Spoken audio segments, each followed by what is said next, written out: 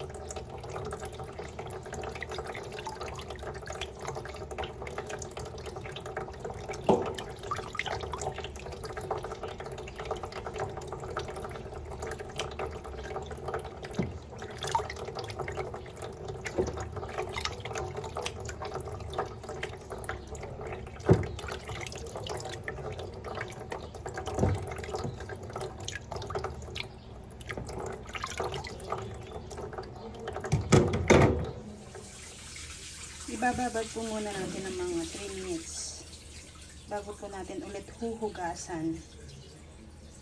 Yan. Ang huling banlaw po natin ay mineral water para siguradong malinis po siya. Para pag kinain po natin, wala na tayong problema. Para matanggal po yung lansa.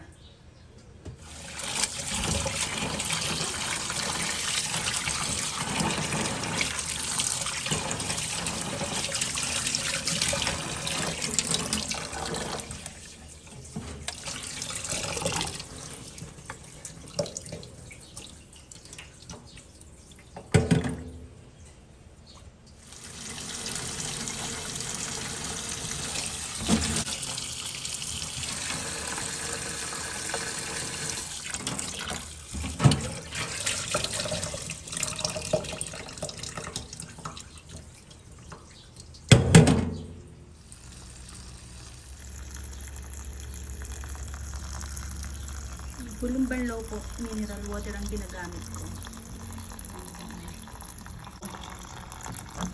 Babad po muna ulit natin ng 3 minutes. Bago po natin siya kainin direkta. Lalagyan ko po ito ng kamatis, sibuyas. Hindi ko na po siya lalagyan ng asin kasi medyo may ano na po ang seaweeds. Timpla po, kaya lalagyan ko lang po siya ng kamatis at sibuyas. Babad po natin ng 3 minutes ulit sa water, sa mineral water. Yung po yung last na babad.